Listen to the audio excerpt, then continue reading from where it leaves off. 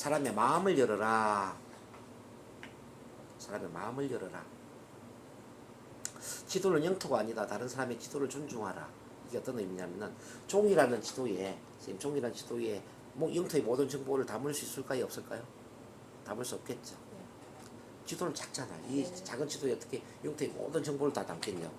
그래서 뭐 예를 들어서 교회는 십자가 표시를 하게 되고, 뭐 학교는 뭐 태극기, 국기 표시를 하게 되고 이렇게 절도는 이렇게 막 화살표 표시를 하고 뭐 이렇게 표시를 하는 이유가 뭐냐면은 어떤 부분 생략을 하게 되고 또 축소시켜서 왜곡시키고 일반화시키잖아요.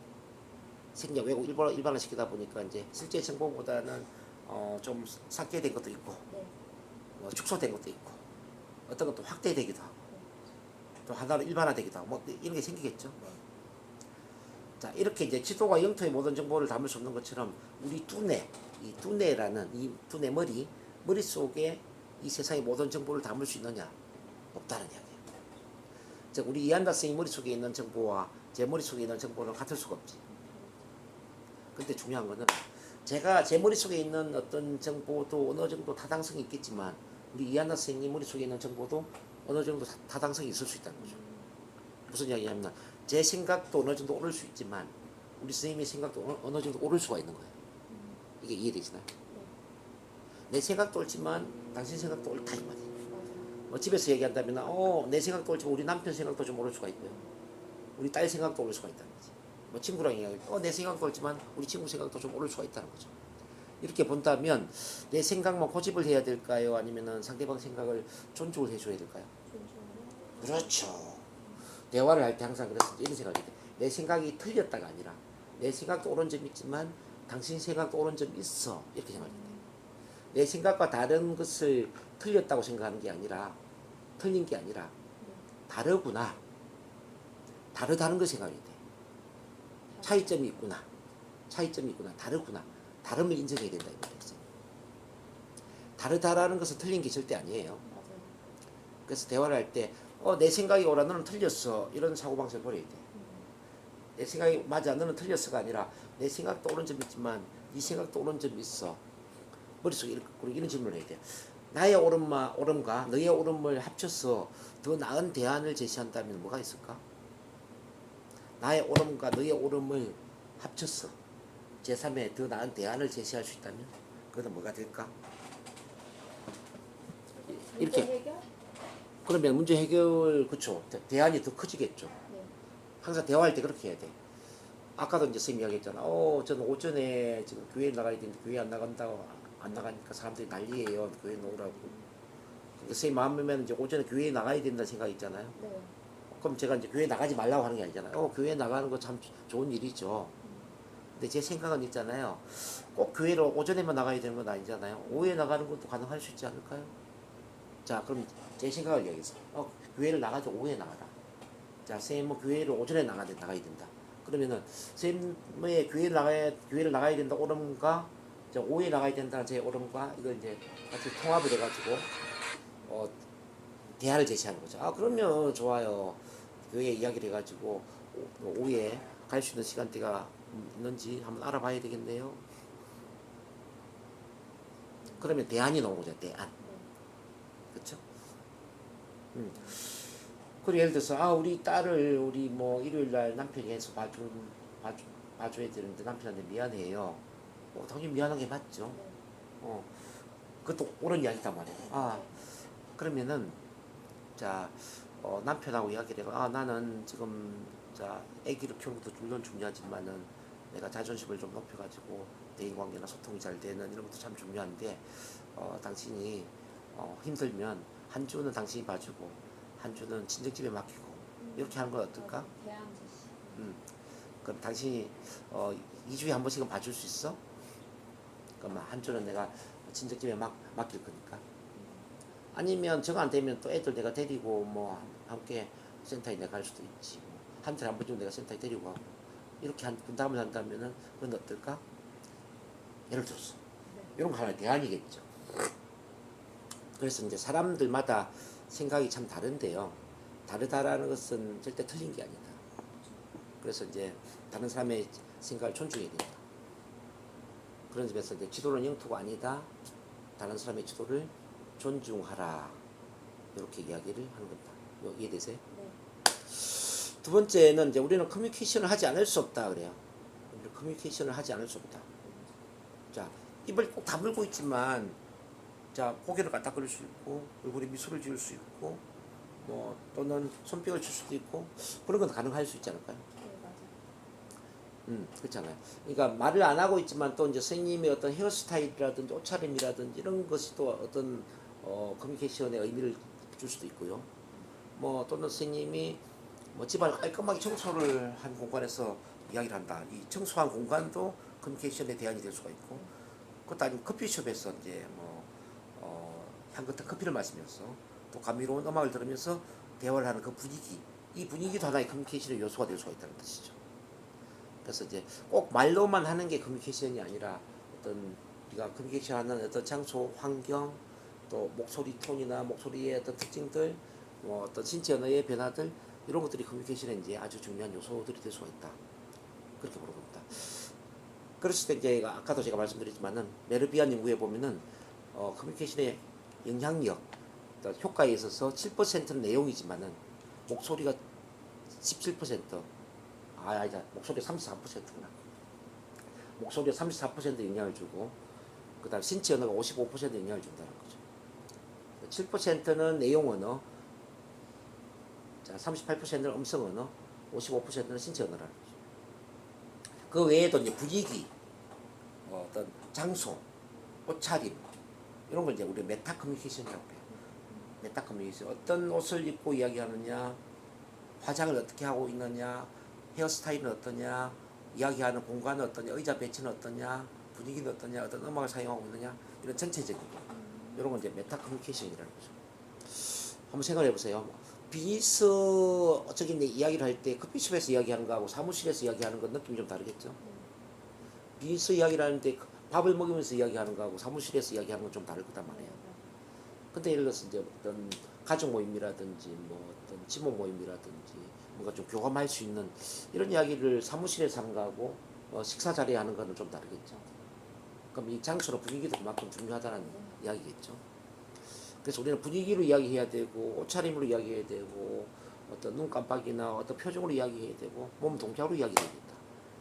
그런 점에 본다면은 우리는 커뮤니케이션을 하지 않을 수 없다라고 하는 거예요. 자, 이해됐죠? 네. 그럼 세 번째, 그 커뮤니케이션에 있어서 실패는 없다. 단지 피드백이 있을 뿐이다. 요거 밑에 두 가지도 한번 더 읽어보실까요? 아무리 긍정적인 의도를 가지고 커뮤니케이션을 해도 그 반응이 부정적이라면 그 책임은 나에게 있다. 커뮤니케이션에 있어서 저항이나 거절은 래퍼의 결핍, 민감성과 융통성이 부족하다는 것을 의미한다. 그렇죠. 이제 원래 커뮤니케이션 소통을 할 때 실패는 있으면 안 되는 거예요, 선생님. 원래는 실패를 할 수가 없어. 무조건 성공을 해야 돼. 왜 그럼 실패를 할까? 왜 사람들한테 부정적인 반응이 올까? 자, 그건 뭐냐면은 래퍼의 결핍. 아까 래퍼 이야기했죠? 네. 통하는 상태가 아닌 상태에서 이야기하기 때문에 그런 거죠. 그게 아니라는 것은 충분한 어떤 민감성과 융통성이 부족했다. 민감성이라는 건 상대방을 살피는 능력이에요. 상대방 살피는 능력. 저 사람 지금 어떤 마음 상태일까? 저 사람 어떤 의도에서 저런 말을 할까? 기본 상태는 어떤 상태일까? 이렇게 이제 그 사람의 마음을 살피는 힘이 바로 민감성이죠. 인간은 두 가지 차원에서 커뮤니케이션을 하거든요. 하나 심층 구조, 또 하나 표층 구조예요. 이제 예를 들어 여자들은 특히나 두 가지 차원에서 커뮤니케이션을 좀 많이 하죠. 남자는 뭐 속과 끝이 같아서 그냥 뭐 표층 구조나 심층 구조는 비슷한데 여자는 자기 마음을 있는 것들을 다 표현하지도 않아요. 예를 들어서 이런 경우 봐봐요. 남편이 항상 저녁 7시에 들어오면은 밥을 같이 먹었는데 오늘따라 남편이 7시에 들어오지 않는 거예요. 자, 8시가 돼도 안 오고 9시가 돼도 안 오고 밤 10시가 넘어서 온 거예요. 근데 남편이 들어와서 이렇게 얘기하는 거지. 여보, 너무 미안해. 핸드폰을 잃어버려가지고 내가 전화도 못하고 핸드폰 찾는다고 막 이리저리 쏘다녔는데 결국 핸드폰을 찾지도 못하고 이렇게 너무 늦게 왔네. 그러니까 이제 늦게 온 남편한테 뭐 어떻게 화를 낼 수도 없어요. 근데 속마음으로 이런 생각을 했어. 난 당신 오면 밥 먹으려고 저녁 차려놓고 기다렸는데 당신이 오지 않아서 밥도 못 먹고 지금 10시가 넘도록 난 배가 너무 고파. 근데 내가 차려놓은 이 밥을 먹기에는 너무 시간이 지났고 차라리 야식을 먹는 게 어떨까? 야식을 먹을 바에 차라리 어제 보니까 골목에 저 골목 쪽에 치킨집이 새로 생겼던데 맛있게 보이더라고. 그 치킨집에 치킨을 배달시켜 먹으면 어떨까 싶은데 당신 생각 어때? 예를 들어 이 생각을 하고 있는 거지. 근데 이 모든 마음을 입으로 표현할 수가 없어요. 그래서 대뜸 이렇게 이야기했어 남편한테. 근데 여보 저 길 건너편에 치킨집 새로 생겼더라. 이렇게 한마디를 던진 거지. 그건 못 알아들어. 그러니까 이제 남편이 그 모든 마음을 알아들어야 될 거 아니에요. 못 알아들어. 근데 남편이 이제 표정 구조에 입으로 너무 말만 알아들은 거지. 그래? 치킨집 새로 생겼어? 그런가 보네. 이렇게 넘어가 버렸어. 그러면 아내 마음이 어떨까요? 상당히 서운하겠죠. 나는 치킨을 시켜 달라는 이야기인데 말해도 잘 모르더라고. 그 남자들은 그걸 몰라. 근데 네. 만약에 정확하게 남편이 얘기하래요, 예. 남자들한테. 만약에 남편이 이제 그걸 안다고 하면 생각을 해보자고요. 우리 와이프의 그 심중을 생각을 알았어. 그럼 이제 이렇게 표현하겠지. 여보 내 기다린다고 저녁도 못 먹고 기다린다고 많이 배고프겠네. 그래서 야식 시켜 먹고 싶다는 이야기지. 알아서 길 건너편에 새로 생긴 치킨집 내가 새로 주문할게. 만약 이렇게 이야기했다 그러면은 어떨까요 마음이? 상당히 좀 잘 통하겠죠. 네. 근데 그러기가. 요게 이제 그러면 심층 구조의 언어인데 이제 이 심층 구조의 언어를 살피는 능력이 뭐냐면은 민감성이라는 거예요. 선생님. 민감성. 그래서 주로 이제 남자들은 많이 둔해요. 그래서 여자들이 말하는 그 말귀를 못 알아들어. 네, 맞아요. 그래서 소통이 안 되는 건데, 근데 이제 여자나 남자나 중요한 게 뭐냐면은 저 사람이 어떤 의도로 저런 말을 하지? 저 숨겨진 그 말의 의도가 뭐지? 저 말할 때 기본 상태가 뭐지? 어떤 기분으로 저 말을 하고 있지? 이걸 살펴야 된다 이 말이에요. 네. 그래서 말만 듣지 말고 그 사람 마음도 같이 들어야 돼. 마음을 같이 들을 수 있는 그 힘이 바로 민감성이고, 그렇게 해서 이제 그 사람한테 맞추어서 대화할 수 있는 힘. 그 사람한테 맞게 대화할 수 있는 힘이 뭐냐면은 융통성이라고 이야기합니다. 융통성. 그래서 우리가 대화할 때 어떤 저항이나 거절이 일어났다라는 이야기는 그 사람 마음을 살피지 못해서 숨은 의도를 파악하지도 못했고 기본 상태도 파악하지 못했다는 거예요. 네. 그리고 그 사람한테 맞게 대화를 하지 못했다는 거죠. 그래서 거절의 저항이 일어나는 거죠. 그렇게 본다면은 우리가 아무리 긍정적 의도를 가지고 말을 해도 상대방이 부정적인 반응을 보인다면 그 책임은 누구한테 있는 거예요? 나한테 있다. 즉 마음을 살피지 못하는 나한테 있는 것이고 그 사람한테 맞추어서 대화하지 못하는 나한테 그 책임이 있다는 거죠. 그래서 이제 우리가 커뮤니케이션 소통을 할 때는 항상 모든 책임을 나한테 돌려야 돼. 내가 알아차리지 못했구나. 내가 그 사람 마음을 몰랐구나. 그 사람한테 맞는 방식으로 대화를 못하고 있구나. 아직 래퍼가 형성이 되지 못한 상태에서 내가 무조건 내 위주로 이야기했구나. 자, 이걸 얘기해 드릴게요. 여기에 대한 좋은 그 우화가 뭐냐면 이제 소와 사자의 사랑 이야기라는 거지. 소와 사자의 사랑 이야기. 옛날에 소와 사자가 살았는데요. 이 소와 사자가 너무나도 서로를 끔찍하게 사랑을 하게 된 거예요. 그래서 소는 사자를 너무너무 사랑했기 때문에 아침마다 싱싱한 풀을 뜯어가지고 사자의 밥상 위에 올린 거죠. 근데 사자 또한 소를 엄청 사랑했어. 그래서 아침마다 막 싱싱한 고기를 사냥을 해가지고 소의 밥상 위에 올렸는데 이게 먹을 수가 없더라는 거죠. 이제 그렇게 서로를 막 노력하다가 사랑하며 노력하다가 도저히 안 돼가지고 몇 달 후에 헤어졌어요. 그러면서 뭐라고 이제 속마음으로 이야기하냐면 혼자 말로 이렇게 했어. 그래도 난 최선을 다했어. 내 잘못이 아니야. 제가 이렇게 그런 스타일이에요. 제 성격이. 그랬다는 거지. 그러니까 지금 이 소사자처럼 사랑하는 사람들이 굉장히 많이 있다는 거지. 내 위주로 막 사랑을 했는데 상대방이 내 마음을 몰라. 그러면 내 책임 아니야. 뭐 두 사람이 내 마음을 몰라주잖아. 난 최선을 다했는데. 이런 식이라는 거죠. 그래서 이제 우리 NLP적으로 본다면 자, 그 사랑을 아무리 하더라도 상대방이 사랑을 받아들이지 못한다면 그 책임은 나한테 있다는 거예요. 이거는 이제 부모와 자식 간에도 그렇고요. 부부 간에도 그래요. 뭐 최근에 제가 이제 그 상담하는 사람 중에 이런 사람이 있어요. 지금 그 23살짜리 아들의 문제인데 이 아들이 엄마 이야기를 잘 안 들어요. 엄마는 건강식품도 딱 막 챙겨주고 싶고 막 아들이 막 그 몸이 허약하니까 밥도 잘 먹도록 도와주고 싶고 막 이렇게 막 챙겨주는데 그 엄마의 그게 싫은 거지. 간섭처럼 느껴지고 제발 나를 자유롭게 좀 놔뒀으면 좋겠어 뭐 이런 생각이 드는 거죠. 그래서 제가 상담을 해보니까 어릴 때부터 엄마가 너무 강압적인 사랑을 준 거죠. 막 6살 된 아들을 교회 안 나간다고 막 엉덩이를 때리고 너 교회 가야 돼 그러면서 막 교회 가라고 막 때리고 그 다음에 뭐 초등학교 다닐 때는 뭐 가외 교사를 부셨는데 공부 열심히 안 한다고 또 때리고 이렇게 너무 엄마 위주로 사랑을 표현하게 된 거죠. 그래서 아들이 상처를 받은 거죠.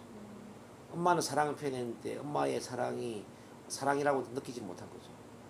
엄마의 어떤 간섭이라는 생각이 들고요. 엄마의 어떤 강압적인 억압적인 그런 엄마 자신만을 위한 사랑의 표현이라고 생각하는 거죠. 그래서 엄마가 뭘 이야기하든지 반발이 생겨요. 그래서 제가 이제 이걸 훈련을 시켜줬거든요, 엄마한테. 자, 어머니가 아무리 아들에 대한 큰 사랑을 갖고 있다 하더라도 아들이 받아들이지 못하는 방식으로 사랑을 표현하고 있다면은 그거는 엄마의 책임입니다. 엄마의 강압적인 사랑이 아니라 아들이 받아들일 수 있는 방식으로 사랑을 표현해야 됩니다. 그래서 지금부터는 엄마의 사랑의 방식을 내려놓고 아들이 어떤 사랑을 원하는지 아들의 방식에 좀 관심을 기울여 줬으면 좋겠다. 그래서 막 가르치려고 하지 말고 훈계하려고 하지 마라. 자식은 가르쳐서 되는 게 아니다. 자, 자식은 가르치는 것은 맨 마지막 단계다. 그럼 첫 번째로 해야 될 게 뭐냐? 자, 부모가 자식을 보금자리 역할을 해주고 받아주고 안아주고 수용, 존중, 공감을 해줘야 된다. 자, 가장 빨리 뛰어가고 달려가고 싶은 곳이 바로 엄마 품이 돼야 되고 가정이 돼야 된다. 학교를 마쳤는데 집에 들어가기 싫다든지 엄마가 무섭다든지 그러면 이건 잘못됩니다. 그래서 엄마가 어떻게 하면 보금자리가 될까, 있는 그대로 수용, 존중, 공감의 역할을 해줄까 좀 고민을 해봐야 된다. 그리고 지금은 나이가 들었기 때문에 간섭하고 가르치는 엄마가 아니라 훈계하는 엄마가 아니라 이제는 사랑의 관찰자가 돼야 된다. 스스로 할 수 있는 기회를 줘야 되고 스스로 할 수 있을 때까지 또 기다려주고 지켜봐주고 이렇게 후원인 역할을 해야 된다. 뭐 이런 여러 가지 이야기 좀 했어요. 어쨌든 그래서 이제 요즘 많이 좋아지고 있는데 그래서 이제 이 엄마와 자식 간에도 이런 소와 사자의 사랑 이야기처럼 어떤 자기 위주의 그런 사랑으로 갈등이 생기는 경우들이 참 많이 있습니다. 일반적인 사람과의 관계도 오죽하겠습니까? 그래서 우리 선생님이 지금 이제 여기서 공부해야 될 건 뭐냐면은 의도가 중요한 게 아니라 반응이 중요하다. 반응을 긍정적으로 만들 책임은 나에게 있다라는 거. 이해되시나요? 네.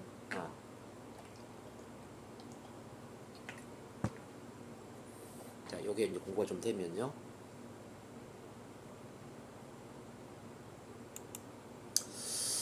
자, 사람을 만날 때 먼저 이해하고 나중에 이해시켜야 된다라는 부분, 이걸 좀 공부를 해볼게요. 페이스 앤 리드. 보조를 맞추고 그리고 이끌어야 된다. 자, 먼저 이해를 하고 나중에 이해를 시켜야 된다. 자, 왜 이게 중요하냐면요. 이해받고 싶은 욕구는 산소를 제공받고 싶은 욕구처럼 아주 강해요. 아까 제가 숨 쉬고 싶은 욕구 이야기했죠? 심리적 산소를 제공받고 싶은 욕구. 자, 이렇게 한번 생각해 봅시다. 호수물에 빠져가지고 숨을 못 쉬고 있는 어떤 사람이 있어요. 막 허우적대고 있어요. 근데 그 사람을 건져주진 않고 공부 열심히 해야지, 교회 다녀야지, 제 시간에 나와야지. 잠깐만, 둘째가 전화하는데. 예, 이제 나왔어요. 호수물에 빠져서 막 허우적대고 있는 사람인데 그 사람한테 건져주진 않고 공부 열심히 해라, 교회를 다니라, 제 시간에 나와라. 좋은 부동산 있는데 한번 보실래요? 자, 좋은 건강식품 있는데 한번 드셔보실래요? 이렇게 이야기 됐어. 그 사람한테 의미가 있을까요? 자, 호수물에 빠진 사람한테 가장 먼저 해야 될 게 뭘까요, 선생님? 구해줘야지, 밧줄 건져서. 그쵸. 아니면 뭐 119에 신고하든지. 119 신고에 건져주든지 어쨌든 뭐 밧줄 던져서 건져주든지 네. 그게 중요하지 않을까요? 맞아. 자, 이해받고 싶은 욕구는 바로 숨을 못 쉬는 욕구와 같아요. 아직 이해를 받지 못하고 있는 사람한테, 아직 이해의 욕구가 충족이 되지 않는 사람한테 그 사람 이야기를 들어주지도 않고 그 사람 마음을 알아주지도 않고 그 사람 편이 되어주지도 않는 상태에서 계속 뭔가를 가르치려고 하는 거죠. 교회를 다니세요, 공부 열심히 해라, 좋은 부동산 알아보세요, 건강식품이 좋은데 한번 드셔보실래요? 막 이렇게 이야기를 해. 말이 먹힐까요? 네, 바로 그거예요. 그래서 이렇게 이해를 받지 못하고 있는 이 사람에게는 먼저 이해를 해서 산소를 제공해 줘야 된다는 거죠. 그 방법이 뭐냐면은 내가 하고 싶은 이야기를 먼저 하는 게 아니라, 자, 그 사람 마음을 알아주면서 이야기를 일단 귀담아 들어주는 거죠. 공감해주고 공감해주고 마음을 알아주는 거죠. 알아주고. 그런 기술은 이제 뒤에서 또 놓을 거예요. 어쨌든 그 사람 편이 되어주면서 그 사람이 얼마나 힘들었는지, 그 사람이 얼마나 자기 이야기를 하고 싶은지, 또 마음을 위로받고 싶은지 그런 것들 다 공감해 알아줘요. 아, 힘드시군요. 그렇게 힘드셨네요. 그러시군요. 아, 그랬네요. 자, 이렇게 그 사람을 알아주는 거예요. 누군가 이렇게 이제 자기 이야기를 귀담아 들어주고 마음을 알아주잖아요. 그러면 힘든 마음이 눈 녹듯이 사라지는 거지. 막 그 답답하고 외로운 마음이 막 트이면서 비로소 이제는 막 숨 쉴 수 있는 그런 느낌이 드는 거지. 아, 이제 살 것 같다는 느낌이 드는 거지. 왜 사람들은 소리 지르고 고함을 지를까요? 선생님은 어떨 때 소리 지르고 고함을 지르죠? 애들이 무슨 말을 했을 때 이거 이를 닦아야지 했는데 자꾸 딜레이 시키면 왜 저러지 하면서 화가 나더라고요. 그것도 엄마가 이렇게 우리 딸들을 챙겨주려고 애를 쓰고 있는데 애들이 엄마 마음을 몰라주는구나 이거잖아요. 네. 엄마 마음을 몰라주는 게 소리 지르는 거죠. 엄마 마음 알아달라니까 이게 소리 지르는 거지. 그런 그렇죠. 남편하고 이야기할 때도 마찬가지로 남편한테 내가 어떤 하소연을 하고 있는데 남편이 내 이야기를 안 알아줘, 안 들어줘. 그럼 남편한테 소리 지를 수도 있겠죠. 바가지 긁고 잔소리하는 것도 이른바 내 마음을 알아달라는 신호지. 맞아요. 이렇게 하는데 음. 이게 한 귀로 듣고 한 귀로 남자들은 좀 이렇게 한 귀로 듣고 한 귀로 흘리는 것 같아요. 이렇게 깊게 생각을 안 하더라고요. 무슨 일 있었어 이러면은 이렇게 하더라고요. 그러니까 이제 그게 남편 그 아내 마찬가지인데 내가 어떤 이야기 했을 때 관심을 가지고 귀담아 이야기를 들어주면은 얼마나 마음이 편안하고 위로를 받겠냐고요. 좋죠. 근데 이제 그걸 무시당하거나 외면당하거나 하면은 막 힘이 드는 거죠. 힘 빠져요. 말하다가도. 그러니까 이제 내 맘 좀 알아달라니까 이렇게 이제 소리를 지를 수가 있고요. 잔소리를 할 수도 있고 바가지를 걸 수도 있지. 시기 질투도 마찬가지고요. 바가지 잔소리 이건 다 뭐냐면은 내 마음을 알아달라 라는 신호를 보내고 있는 겁니다. 내 마음을 알아달라. 그래서 이제 어떻게 우리가 가까운 사람에게 심판관이나 배심원의 역할을 하는 절대 그 사람 마음을 움직일 수가 없어요. 영향을 줄 수가 없어요. 그래서 뭐 부부간에도 또는 부모 자녀간에도 심판관 배심관 역할을 하면 안 돼요. 옳다 옳지 않다 이런 이야기를 하시면 안 되고 가르치려고 하면 안 되고 그냥 이야기를 들어주는 것으로 끝내야 돼. 지시를 하게 되더라고요, 애들한테. 물론 이제 뭐 엄마가 훈육을 하다 보면 어쩔 수 없지만 그렇지만 가르치는 것은 최종적으로 다른 걸 다 해도 안 될 때 마지막에 가르치는 거지 처음부터 가르치려고 하면 안 돼. 네. 그래서 우선은 얼마나 힘들었니? 자, 예를 들어서 이제 우리 딸이 밖에서 누구한테 얻어맞고 들어왔어요. 그러면은 아이고 우리 딸이 얼마나 마음이 힘들까. 도대체 우리 사랑하는 딸을 누가 때렸어? 딸 편을 들어주구나. 네. 이렇게 하면 딸 마음이 좀 풀리겠죠. 네. 이렇게 마음을 풀어놓고 나서 나중에 가르칠 수 있겠지. 다음에 내가 밖에 나가면은 이거 한 대 쳐야 돼. 맞기 전에 예를 들어서 어떻게 치냐 코피를 터뜨리는 거야. 코피를. 애들은 피가 나면 무조건 지게 돼 있어. 예를 들어서 이렇게 이제 가르칠 수가 있잖아요. 근데 처음부터 가르치는 게 아니라 맨 마지막에 가르쳐야 된다는 얘기지. 공감 먼저 해주고. 그렇죠, 그렇죠, 그렇죠. 남편과의 관계도 마찬가지. 남편 예를 들어서 이제 직장에서 또 뭐 일에 대한 스트레스로 이야기를 할 수 있잖아요. 오늘 어떤 거래처에 갔는데 이 사기꾼이 이 문제 있는 사람이 어쩌고 저쩌고 막 뭐 어떤 힘든 이야기를 할 수가 있잖아요. 들어보니까 남편이 뭐 잘못된 이야기일 수도 있어. 그렇다고 해서 지적하면 안 돼. 당신이 잘못됐네 이게 아니고 아우 당신 이제 남편 편이 돼서 같이 욕을 해야죠. 이거 그래 그 사람 진짜 이상한 사람이네. 그럼 힘나겠죠. 그러니까 편 들어주라는 거죠. 그 마음을 알아주면 꼭 편을 안 들어준다 해도 마음을 알아줘야 네. 돼. 그 상황에서 우리 남편 마음이 너무 힘들었겠네. 스트레스 너무 많이 받았겠네. 이렇게 이제 마음을 알아주는 게 중요하겠죠. 그러니까 누군가 이렇게 마음을 알아주면 옳고 옳지 않음에 대한 판단은 본인 스스로 하는 거죠. 모든 사람은 내가 잘했는지 못했는지 답을 이미 알고 있습니다. 그래서 어떤 하소연을 하거나 힘든 이야기를 할 때는 내가 틀렸는지 뭐 내가 맞았는지를 가르쳐 달라 이게 아니에요. 피드백을 해달라는 이야기가 아니라 그냥 내 이야기 들어줘. 그냥 내 마음을 알아줘. 그냥 내 편이 되어줘. 라는 마음으로 이야기를 하는 거예요. 근데 그따 대놓고 내가 막 평가하고 판단하고 옳다 옳지 않다 이 배심원의 역할을 해버리면은 기분이 상한다는 거죠. 그래서 절대로 심판관이나 배신관의 역할을 하지 마라. 그 말씀드립니다. 이렇게 모든 사람들은 자신만의 방식으로 사랑을 받고 싶어 합니다. 그래서 이제 우리가 상대방의 언어로 이해하고 대화를 해야 됩니다. 상대방 입장에서 이야기를 들어주고 상대방 입장에서 사랑을 표현해야 된다는 거죠. 내 입장에서 표현하는 게 아니에요, 절대로. 이해되시나요? 이렇게 사람들은 모두 여리고 감수성이 아주 예민합니다. 우리 선생님도 그렇지만 다른 사람도 마찬가지예요. 그래서 이제 이 상처받지 않으려고 자신을 보호하려고 그래요. 이게 다른 말로 하면 자존심이 세지는 거예요. 자존심은 다른 말로 하면은 상처받지 않으려고 나를 보호하는 방식. 이게 자존심이에요. 그래서 남들이 싫은 소리 하면 나도 막 기분이 나쁘고. 그렇지 않기 때문에 이제 그런 마음을 느끼지 않기 위해서 내 좋은 점만 보이고 부족한 점만 감추려고 하는 거죠. 그래서 잘난 척하고 허세를 부리고 허세. 가리고 허세를 부리고 잘난 척하고 안정한 가면을 쓰는 법을 배운다. 이게 바로 이제 여리고 감수성이 예민하기 때문에 이른바 자존심이 세지기 때문에 이런 문제가 생기는 겁니다. 그럼 이런 사람들을 어떻게 해주면 좋을까요? 자존심을 상하게 해야 될까요? 그게 아니죠. 그 사람 마음을 알아줘야지. 그 사람 편이 돼줘야죠. 그 사람 편이 돼주면서 공감해주고 그 사람이 받아들일 수 있는 방식으로 대화를 해주는 거죠. 이해되세요? 자, 이렇게 그래서 이제 선생님이 만나는 사람의 그 사람의 본질을 이해를 하는 순간 그 다음부터 대화하는 게 굉장히 쉬워져요. 그래서 저 사람이 나를 어떻게 생각할까 아니라 이 사람 또한 마음이 여리구나. 그럼 이 사람한테 내가 어떤 방식으로 대화를 할까?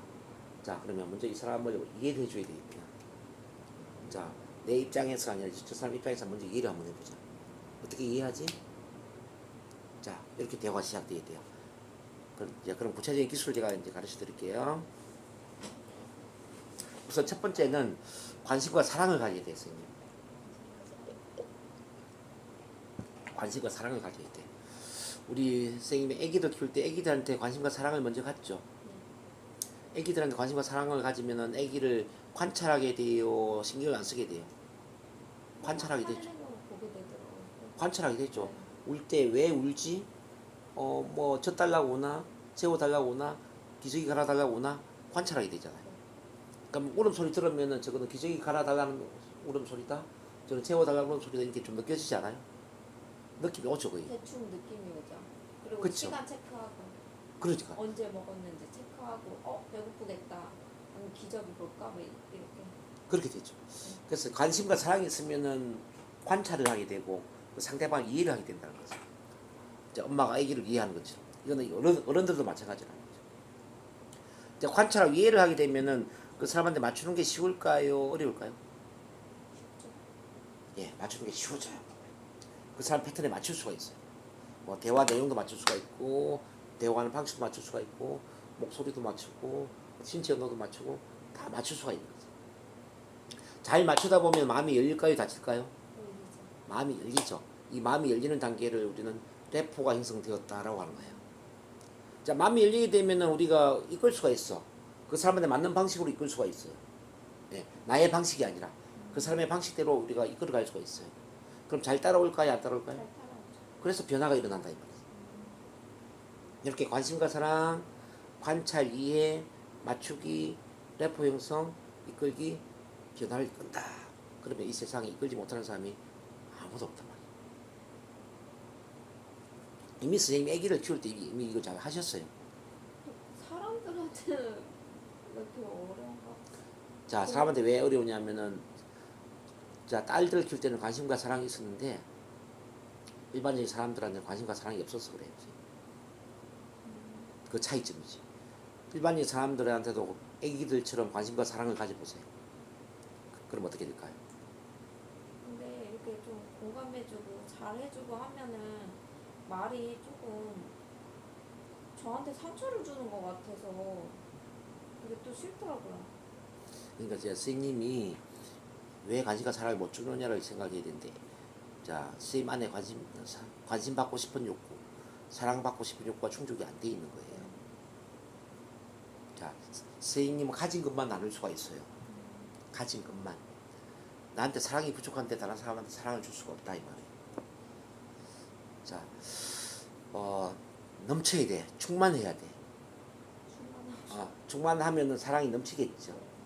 근데 내 안에는 아직 사랑이 충만하지 않은 것 같아요. 그러니까 다른 사람을 만날 때 사랑을 주고 싶다라는 것보다는 사랑을 받고 싶겠죠. 그게 그 마음이 저 사람이 나를 이해해 줬으면 좋겠어. 저 사람이 나를 괜찮은 사람을 봐주었으면 좋겠어. 저 사람이 내 말을 들어줬으면 좋겠어. 이런 사랑받고 싶은 욕구란 말이에요. 근데 이제 반대로 저 사람 내 말 안 들어줘도 괜찮아. 저 사람 나한테 관심이 없어도 괜찮아. 근데 내가 저 사람을 먼저 이해해주고 저 사람 이야기 들어주고 저 사람 편히 나한테 줄 수 있어 라고 한다면 이건 뭐예요? 사랑이 넘치는 거죠. 마음의 여유가 그래서 내가 주는 쪽이냐 받고자 하는 쪽이냐를 봐야 돼. 지금 제 선생님은 이제 아기는 잘 키웠는데 일반적인 사람들과의 관계 속에서는 주고자 하는 사랑이 넘치기보다는 받고자 하는 사랑의 욕구가 강하다 이 말이죠. 그런 거잖아. 근데 관심과 사랑이 부족한 거죠. 나름 준다고 생각했는데 그게 아니었던 거죠. 그렇죠. 그것도 사랑받기 위해서 주는 거지. 맞아요. 내가 해준 만큼 받고 싶어서. 자, 그래서 이제 이 인간관계 기브 앤 테이크가 아니에요, 선생님. 기브 앤 기브예요. 계속 기부만 해요? 저 사람한테 받지 않아도 상관이 없다고 생각해야 돼. 저 사람이 나한테 사랑을 주지 않아도 나는 이미 사랑이 충만해. 이미 나는 사랑이 넘쳐. 저 사람 나한테 안 줘도 괜찮아. 그렇지만 나는 저 사람을 충분히 이해해 줄 수 있어. 난 저 사람 충분히 이야기 들어줄 수 있고 저 사람 편히 되어줄 수 있어. 근데 저 사람은 나를 이해 안 해도 괜찮아. 저 사람은 나한테 내 이야기 안 들어줘도 괜찮아. 왜? 나는 이미 사랑이 충만하니까. 이 마음 구조가 돼야 돼. 나는 주는 입장이 돼야 되지. 내가 주면 받아야 된다고 생각하면 안 돼요. 기브 앤 테이크가 되면은 항상 마음이 빈곤해집니다. 받기 위해서 주는 사랑은 사랑이 아니에요. 사랑은 오로지 주는 것과만 관련이 있다는 거죠. 사랑은 오로지. 남편과의 사랑도 같은 원리예요, 선생님. 내가 남편한테 잘해주면 남편이 나한테 잘해주겠지. 이러면은 내가 잘해주는데 남편이 잘해주지 않잖아요. 그럼 서운한 마음이 커지는 거예요. 근데 반대로 나는 내 남편을 너무너무 사랑하니까 내가 잘해주는 것만으로 좋게 남편이 나한테 잘해주지 않아도 난 괜찮아. 난 내가 남편을 사랑 표현하는 것만으로도 난 충분히 행복해. 이렇게 되면 받는 것에 신경 안 쓰겠죠. 그럼 그 자체로 행복해진단 말이죠. 자, 딸과의 만남도 마찬가지야. 나는 애들이 엄마야. 엄마는 사랑을 주는 대상이잖아. 애들이 무슨 사랑을 알아. 난 애들한테 충분한 사랑을 주고 애들한테 잘해주고 애들 잘 키우고. 근데 애들이 엄마한테 그 사랑을 돌려주지 않아도 괜찮아. 애들이 엄마 사랑을 몰라도 난 별로 서운하지 않아. 왜? 난 엄마니까. 그러면은 애를 키우는 것만 해도 행복할 거라고요. 근데 반대로 이렇게 내가 애들 잘 키워놓으면 나중에 어른이 돼서 애들이 잘해주겠지. 자, 부모를 잘 모시겠지. 지금도 알아주길 좀 바라는 게 있는 것 같아요. 내가 이렇게 아침 저녁 해주고 뭐 이렇게 하는 거 이거 엄마가 이 정도 하는데 안 알아주는 것 같아서 좀 서운할 때도 좀. 그래서 그 마음이 있으면 선생님 관계를 잘할 수가 없다는 거지. 마음이. 자, 애들한테 잘해주면 애들도 잘해주겠지 이렇게 생각하면 관계가 잘 될 수가 없어요. 그럼 나중에 애들이 크면 서운해져요. 애들이 10대, 20대 나중에 지 친구들 만나가지고 또는 남자친구 만나 결혼하고 엄마는 신경 안 쓰고 그러잖아요. 그러면 진짜 서운할 것 같아요. 그러면 서운해져 버리는 거지. 엄청 서운할 것 같아요. 예, 우리 옛날에 엄마들도 그런 엄마들 많아요. 예를 들어서 이제 홀 어머니로서 아들 막 이렇게 식모살이 하면서 시장에 장사하면서 이렇게 서울대 법대까지 보내가지고 잘 키워놓으니까 나중에 잘난 맛에 지 섹시 만나서 결혼하고 엄마는 그들도 보지도 않고 그 엄마가 얼마나 서운했겠어요. 심각했겠죠. 그런 엄마들이 많잖아요. 옛날에 훨씬 많았죠. 그래서 이제 그 원리를 이야기하는 거지. 그 이제 받고자 하는 마음에 주는 것은 행복할 수가 없단 말이지. 기브 앤 테이크로서는 인간관계에서 행복해 줄 수가 없단 말이지. 그래서 인간관계를 잘 하려면 기브 앤 테이크를 내려놔야 돼. 인간관계는 거래 행위가 아니에요. 주고받는 게 아니에요. 인간관계는 오로지 주는 것과만 관련이 있는 거지. 주고 또 줘야 돼. 그래서 3G의 법칙. give and give. 주고 또 주거라. 보상을 기대하지 말고 주고 또 주거라. 그럴 때 선생님 행복할 수가 있어요. 딸을 키울 때도 우리 딸을 내가 잘 키우더라도 딸이 나한테 아무것도 안 해줘도 난 행복해 이렇게 생각해야 돼요. 딸한테 난 돌려받을 생각이 전혀 없어야 돼요. 그래야만 딸 키우는 재미가 있고요. 그리고 남편도 마찬가지야. 내가 남편한테 너무너무 잘하지만 우리 남편이 나한테 굳이 잘 안 하더라도 나는 괜찮아. 난 남편을 사랑하는 걸로만 난 행복해. 이런 느낌이 들어야 돼. 그래야 이제 부부관계가 좋아진단 말이에요. 제가 어느 순간 바뀌었어요. 남편한테 남편한테 진짜 헌신적이고 다 맞추고 이렇게 잘해줬는데 나중에는 남편이 그걸 알아주지를 않는 것 같더라고요. 너무 서운해서 네. 대부분 그 여자들이 그런 예전만치 그런 마음이 어, 잘 안 들더라고요. 대부분 여자들 이제 상담해 보면은 너무 서운해서. 기대를 하거든요. 기대를 할 마음 때문에 서운해지거든요. 근데 기대하지 않으면 실망도 없고 서운함도 없어요, 선생님. 기대를 안 해야 되는데 어. 그래도 내가 십몇 년 이렇게 했는데 안 알아주는 것 같아서. 어, 그래서 이제 알아달라는 게 이제 돌려받고 싶은 마음이잖아요. 네, 마음. 보상을 기대하는 마음이잖아요. 네, 이제 보상을 기대하면은 실망하게 되고 상처받는다는 거죠. 네, 맞아요. 뭐 어쨌든 그게 이제 원리가 그렇다는 걸 말씀드리고 네. 일반적인 사람과의 관계도 돌려받겠다는 마음보다는 그냥 주고자 하는 마음으로만 만나야 되죠. 네, 네. 주고자 하는 마음. 그래서 내가 이 사람이 나를 이해하지 않아도 괜찮으니까 내가 먼저 한번 이해하겠다. 네, 네. 진심으로 그 사람한테 관심과 사랑을 갖고 네. 아기를 키우는 것처럼 그런 마음을 가지면 관찰하고 이해를 하게 된다는 거죠. 그러면서 이제 그 사람한테 맞추게 되겠죠. 맞추기를 하겠죠, 그죠? 네, 네. 이제 충분히 맞추다 보면은 레포가 형성이 되는 거죠. 레포. 레포. 자, 레포가 형성이 되면은 빨리 형성돼서. 자 이끌기를 할 수 있겠죠. 네. 잘 이끌면 변화가 일어나겠죠. 이렇게 되는 겁니다. 여기 이해돼요? 네. 오늘 좋은 걸 하나 배웠네, 선생님. 레포 형성이 안 돼. 할게요. 듣기. 그러면 우리가 이제 먼저 이해를 하기 위해서 가장 중요한 게 듣기를 잘하는 거거든요. 네.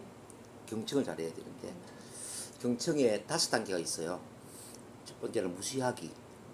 무시하기는 뭐냐면은 상대방 이야기는 듣지 않고 혼자 이야기만 막 하는 거야. 반응도 없는데 3분 이상 혼자 이야기하고 있다면 그건 무시하기예요. 그런 사람한테는 어떻게 해야 돼요? 그런 사람이 있어요. 자기 말만 하는 거. 그런 사람 많죠. 뭐 열에 한 7명 그런 사람. 내 말 하는 것도 끊고 자기 말을 계속해. 자기 말만 하는 거 무시하기지. 그러니까 그 사람 대화할 줄 모르는 거죠. 왜 그런지 모르겠어요. 왜 그런지 모르는 게 그 사람이 기본이 안 돼 있는 거죠. 말을 끊어. 말 끊고 계속 자기 이야기만 하죠. 네. 그래서 이제 딴소리 하고. 그런 사람은 기본 대화 기본을 모르는 사람이기 때문에 저 사람은 대화의 기본이 안 돼 있구나. 그렇거니 넘어가야 되지. 네, 넘어가요? 뭐 어쩌겠어요. 뭐 그치, 그치. 그냥 넘어가줘야지. 그 네. 어떡하겠어요. 그런 마치 이제 뭐 우리 애들 키울 때 애가 아직 버릇이 없구나 하고 넘어가는 것처럼 저 사람은 아직 기본이 안 돼 있구나 넘어가야지. 네. 그걸 뭐 어떻게 할 수는 없죠. 맞아요. 그 다음에 이번에 듣는 척하기. 뭐 듣는 척 고개 갔다 갔다 하고 듣고 있지만 나중에 보면은 내 말을 전혀 기억하지 못하는 경우 있잖아요.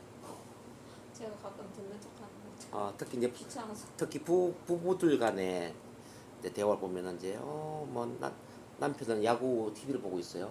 아내는 설거지를 하고 있어. 그러면서 막 설거지하면 이야기해요. 여보 내일 우리 딸 유치원에 어떤 행사가 있는데 여보 같이 갈 수 있어? 뭐 이렇게 막 이야기를 해. 그러니까 이제 남편 알았어 그래 막 이야기를 해. 근데 1시간 뒤에 다시 이야기해 보니까 전혀 기억을 못 하고 있어요. 그래요 남편이. 그런 듣는 척. 그런 애들이 많죠. 정신이 딴 데가 있는 거죠. 남편이. 예, 듣는 척하지만 마음은 딴 데가 있다. 이거 이제 듣는 척하기. 그다음 이제 골라서 듣기라는 게 있었어요. 골라서 이거는 이제 관심 있는 건 듣는데 관심이 없는 것은 그냥 흘려버리는 거죠. 흘려버리는 거지. 그러니까 선택적 경청을 주로 많이 하죠 사람들이. 그래서 우리가 이제 제대로 경청하려면은 1, 2, 3번을 하면 안 돼요. 바로 4번, 5번을 해야 되는데 특히 5번을 해야 돼. 5번. 공감적 경청을 해야 돼요. 4번은 뭐냐 주의해서 경청하기. 내용은 잘 듣는데 그 사람이 말하는 의도라든지 기분 상태는 듣지 못하고 있는 거죠. 이제 공감적 경청은 내용도 잘 듣는데 그 사람 기분 상태나 말하는 의도도 듣는 거지. 아까 제가 이제 남편과 아내 이야기했잖아요. 뭐 아내는 7시 항상 남편이 오면은 이렇게 기다리고 밥을 같이 먹었는데 남편이 핸드폰 잃어버려가지고 이제 10시 넘게 온 거지. 그래서 이제 남편이 이야기했잖아요. 여보 미안해. 핸드폰 잃어버려가지고 전화도 못하고 이렇게 늦게 왔어. 그러니까 이제 화도 못 내고 이제 아내는 뭐라고 그랬냐면 길 건너편에 치킨집 새로 생겼던데 이건 이제 그 내용은 뭐예요? 주위에서 경청하게 돼 있죠. 네. 근데 그 사람 말하는 의도는 뭐죠? 내가 배고픈데 치킨 시켜주면 안 돼? 이거죠. 네. 기분 상태는 배가 많이 고파. 지금 내가 배가 많이 고프니까 당신 기다린다고 저녁 못 먹었잖아. 근데 당신이 새로 생긴 치킨집에 전화 걸어가지고 치킨 좀 배달해 주면 좋겠어. 이 이야기를 하고 싶은데 네. 근데 남편이 그 말귀를 못 알아듣고 그래 치킨집 새로 생겼나 보지 뭐 이렇게 끝내버렸다면은 얼마나 마음이 서운하겠냐고. 그래서 우리가 이제 말하는 의도 기본 상태까지 들어주면서 내용을 들어야 된다. 이건 애들도 마찬가지인데요. 애들이 학교에 갔다 오면서 예를 들어서 큰딸이 엄마 학교 선생님이 손바닥 때렸어. 숙제 안 했다고 막 울면서 오는 거예요. 그러니까 이제 엄마가 그 말만 들으면 그래 네가 손바닥 맞았구나 네가 숙제를 안 했어 손바닥 맞았구나 이렇게 끝낼 수 있잖아요. 근데 그 딸의 마음은 뭐냐면은 이런 마음이지. 제가 숙제를 안 하는 것은 제 잘못인데요. 그렇다고 해서 저는 손바닥까지 때리는 거는 우리 선생님이 좀 심했다고 생각을 해요. 그래서 저는 마음이 너무 속상해 있거든요. 그래서 엄마가 제 마음 좀 풀어주면 안 돼요? 뭐 맛있는 걸 사준다든지 저 마음을 위로해 줄 수 있는 뭐 그렇게 좀 해주면 좋을 것 같은데요. 뭐 예를 들어서 맞아. 이런 의도를 갖고 있는 거지. 그럼 이제 엄마가 좀 현명했어. 그러면 이제 딸의 마음 다 알고 이렇게 얘기하는 거지. 야, 우리 딸이 숙제 안 하는 것은 잘못이면 그렇다고 손바닥까지 때릴 건 아닌데 선생님이 심했네. 그래서 우리 딸이 마음이 속상해 있네. 알았어. 엄마가 맛있는 거 해줄 테니까 맛있는 거 먹고 좀 마음 풀어. 우리 딸 사랑해. 이렇게 안아주면서 이렇게 이제 엄마가 마음을 위로해 줬어요. 그러면 딸 마음이 어떨까요? 풀어지죠. 풀어지지. 네. 근데 어른이나 애나 똑같다 이 말이에요. 맞아요. 그래서 우리가 이제 적극적 경청이 아니라 참 주위에서 경청하기가 아니라 공감적 경청을 해야 된다는 거죠. 그래서 이걸 이제 이해를 하기 위해서 선생님이 듣는다는 걸 좀 이해를 해봐야 돼. 듣는다는 것은 곧 사랑이다, 선생님. 사랑이 있으면 들을 수가 있어요. 사랑이 있어야만. 듣는다는 것은 곧 보는 것이다. 뭘 보는 것이냐면 그 사람 마음을 보는 거예요. 마음. 자, 이거 이해되고 그래서 이제 지금 화면에 보면 들을 청자 나오죠. 이 들을 청자를 잘 이해를 해보면은 어떻게 들을 것인가를 알 수가 있어요. 우선 기 밑에 뭐가 있습니까? 임금왕자가 있잖아요. 이 기 밑에 임금왕자가 있다는 이야기는 임금님의 기로 들으라 이 말이죠. 임금님이 백성의 말을 정성스럽게 듣는 것처럼 정성스럽게 들어야 된다 이 이야기를 하는 거예요. 그 다음에 보면은 자 눈목자 아래에 한일자가 있고 열십자가 있죠, 선생님. 한일 열십자가 있어. 이건 뭐냐면 하나부터 열까지 놓치지 말고 모든 것을 관찰하고 자 마음을 살피면서 들어야 된다. 하나부터 열까지 살피면서 들어야 된다 이 말이에요. 저 기본 상태도 살피고 말하는 의도도 살피란 이야기죠. 그리고 마지막에 마음 십자 있잖아요. 내 마음이 아니라 상대방 마음을 공감하면서 상대방 입장을 공감하면서 들어야 된다. 그리고 이제 이 눈목자를 다시 따져보면은 입구가 세 개가 생긴 거잖아요. 입구 세 개가 모여서 눈목자가 된 거잖아요. 세 가지를 말로 표현하면서 들으라는 겁니다. 귀로 들었던 내용을 입으로 리액션하고 눈으로 살핀 내용을 입으로 리액션하고 자 마음으로 공감한 내용을 입으로 리액션하면서 들어야 된다는 거죠. 자 그래서 이제 이걸 정리를 해보면 이렇게 되는 거죠. 경청하기 기법 및 단계 이걸 한번 쭉 자, 다시 확인합니다. 화면 보고 한번 읽어보실래요, 선생님? 1단계 귀로는 녹음을 하는 것처럼 토격을 하는 것처럼 정성스럽게 듣는다. 2단계 눈으로 하나부터 열까지 비언어적 메시지를 관찰한다. 네. 3단계 가슴으로는 상대방의 마음을 공감한다. 네. 4단계 입으로는 참여해서 귀로 들었던 내용, 눈으로 관찰한 비언어적 메시지, 가슴으로 공감한 내용을 표현하면서 리액션한다. 그러니까 이제 귀로는 녹음을 하는 것처럼 통역을 하는 것처럼 정성스럽게 들어야 돼요. 자 눈으로는 하나부터 열까지 그 사람 마음을 살펴야 돼요. 비언어적인 메시지를 관찰하는 거죠. 이제 눈동자 위치라든지 피부 빛깔이라든지 안색이라든지 이런 거 있잖아요. 그러면 그 사람 마음을 알 수 있어요, 없어요? 알 수 있겠죠. 있죠. 가슴으로 상대방 마음을 공감하고 입으로는 이제 내가 직접 리액션하는 거지. 그러면서 뭐 귀로 들었던 내용, 오늘 너무 날씨가 뜨거워요 하니까 예 날씨가 많이 덥네요. 자, 얼굴 표정이 밝은 표정을 보면서 야 오늘 좋은 일 있나 보네 얼굴이 밝은 걸 보니까 이렇게 이야기하는 거죠. 힘든 이야기를 쭉 하잖아요. 그런 상황이 많이 힘드셨겠네요. 공감하는 거. 요렇게 이제 리액션을 해야 된다. 요거 이해되시나요? 네. 자, 일단 진도는 여기까지 나가면서 오늘은 이제 정리를 할게요. 오늘 커뮤니케이션 기본적인 걸 쭉 공부를 좀 했거든요. 자, 레포가 어떤 것인지. 자, 레포를 형성하기 위해서 중요한 게, 자, 일단 편안한 이완감을 만들고, 믿음, 신뢰를 구축하고, 집중도를 높여야 된다. 자, 그러면 그 편안한 이완감을 위해서는 무조건적인 수용, 존중, 공감적 이해, 이렇게 응원 지지를 보내는 그 마음, 그리고 이제 공통분을 많이 만들면 믿음 신뢰도가 높아지고 내 관심 흥미 분야가 아니라 상대방 관심 흥미 분야에 대한 그런 이야기를 함으로써 집중도를 높여라. 그러면은 자 래퍼 형성이 되면서 자 트랜스에 들어간다 그랬죠.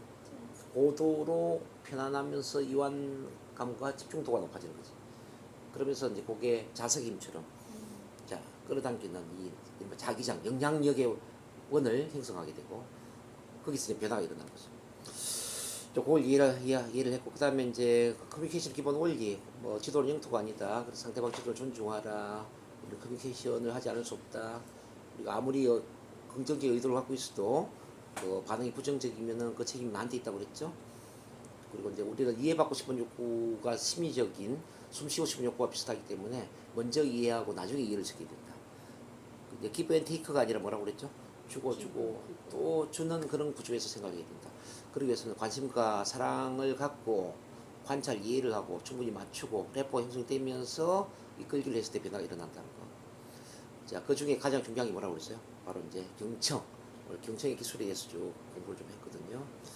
이렇게 해서 이제 오늘 기초적인 걸 쭉 한번 했는데 궁금한 거 있으면 궁금한 거 질문하세요, 선생님.